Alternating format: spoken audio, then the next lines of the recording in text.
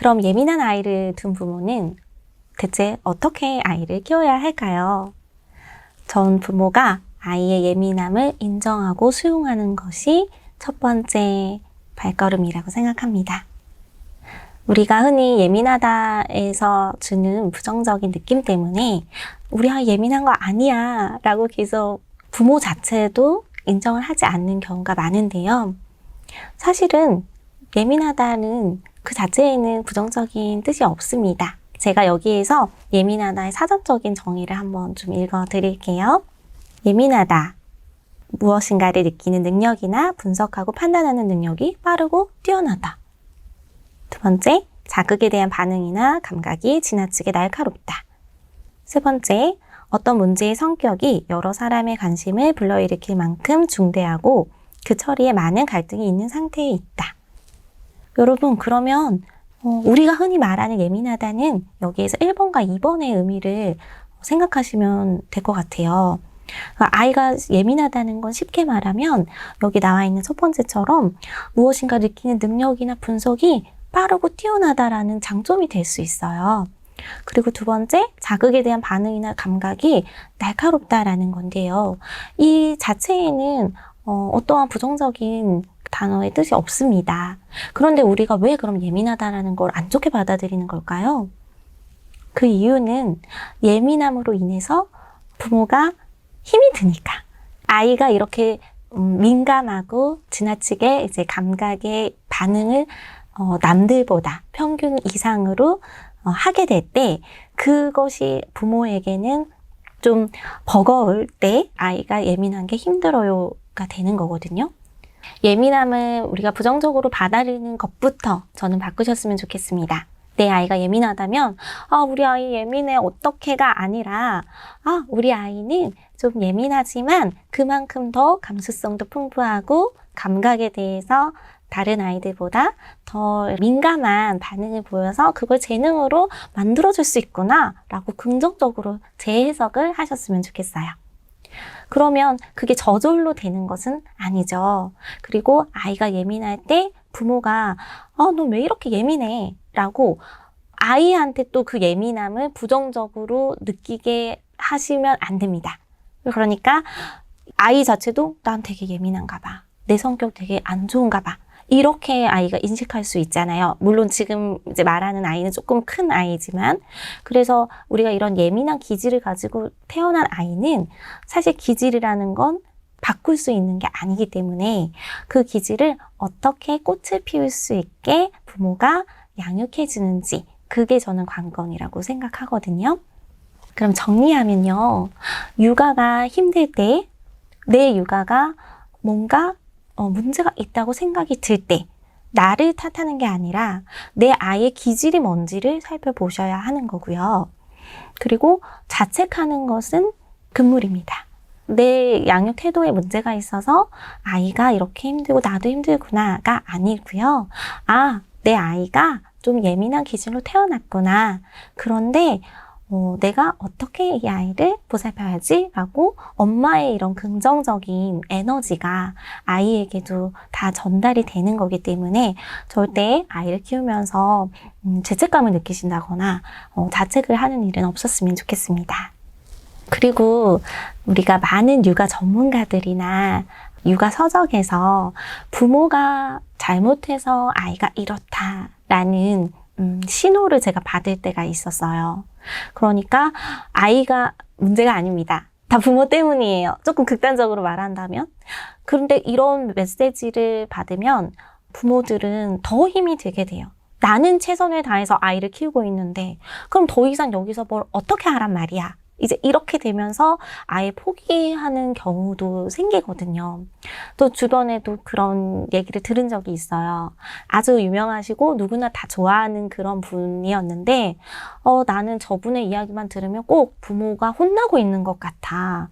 내가 뭐 잘못하고 있다고 말씀하시는 것 같아서 좀 마음이 불편해. 이런 얘기를 하더라고요.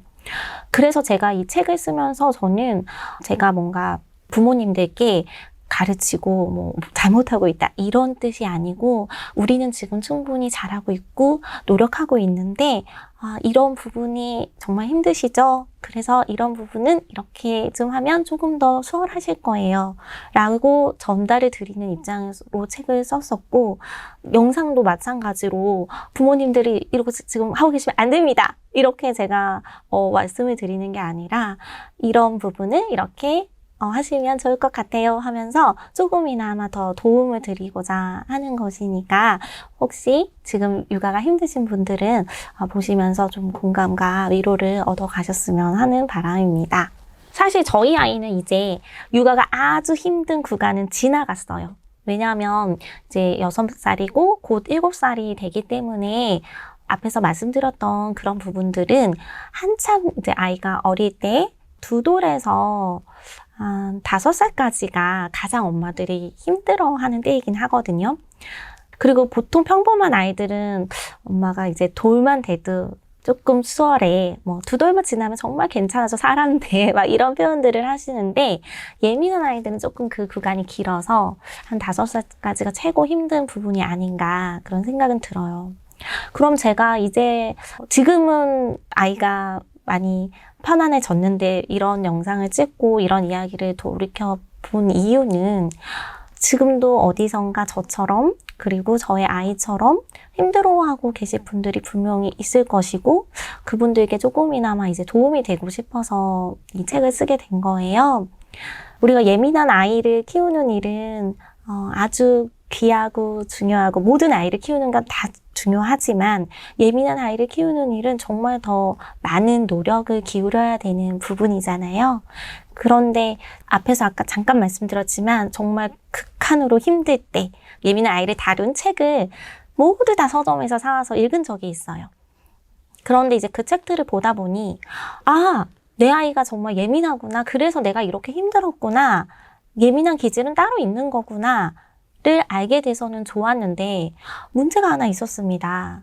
바로 뭐냐면 대부분 외국의 전문가들이 쓰신 거다 보니 사례가 우리나라와 좀 맞지 않았어요. 외국에서는 뭐 아이를 아예 처음부터 따로 재운다든지 그리고 식습관이라든지 생활습관이라든지 좀 저희와 차이가 나는 부분들이 있잖아요. 그런 부분들에 약간 괴리감이 있었고 그래서 구체적으로 도대체 우리 아이는 뭔가 문제사항이 발생했을 때 어떻게 키워야 돼? 이런 의문점이 들더라고요. 그래서 이제 제가 그때 또 글을 이제 쓰기 시작을 했던 거예요. 그래서 저의 이런 글이 같이 예민한 아이를 키우고 있는 분들께는 조금이나마 도움이 되지 않을까라는 마음으로 브런치 스토리에 이제 연재를 하게 됐었고, 그때 제가 지금 갑자기 생각이 났는데, 정말 댓글로 너무너무 공감해요 하면서 구구절절 눈물을 정말 흘리면서 볼 수밖에 없는 그런 댓글들이 달렸었어요. 그건 정말 예민한 아이를 키우는 엄마만이 공감할 수 있는 부분이었기 때문에 그런 게 가능했겠죠. 그래서 제가 이제 그걸 보면서 저도 이런 선배가 있었으면 얼마나 좋았을까. 내 주변에 예민한 아이를 키우는 엄마들이 많았으면 이렇게까지 내가 혼자서 힘들진 않았을 텐데 이런 생각이 들어서 육아의 그런 이론적인 부분, 예민한 아이를 다루는 이론적인 부분과 또 실전에서 적용할 수 있는 우리가 실제 현장에서 접목할 수 있는 부분들을 한 권의 책으로 담아낸 게 바로 예민한 아이는 처음이라라는 책이고요. 주변에 이제 예민한 아이 키우는 부모들이 없다고 말씀을 드렸었잖아요. 그러다 보니 뭐 조리원 동기들을 만나도 어린이집 다니는 엄마들을 만나도 공감받지 못하고 이해받지 못하는 게 가장 힘들었어요. 그러다 보니 이런 이제 책을 내고 나서 또 예민한 아이를 키우는 분들을 만나게 됐고 그런 분들과의 또 소통이 엄마들에게 굉장히 또 힘이 된다라는 사실을 알게 됐거든요. 그래서 지금 좀 육아가 힘드신 분들 나만 이렇게 힘들어라고 혼자 계시기보다는 조금 주변에서 예민한 아이를 키우는 분들을 이렇게 찾아서 같이 좀 노하우를 공유하시고 또 이런 영상도 찾아보시면 더 도움이 되지 않을까 생각이 듭니다. 좋아요와 구독을 눌러주세요. 아이는 너야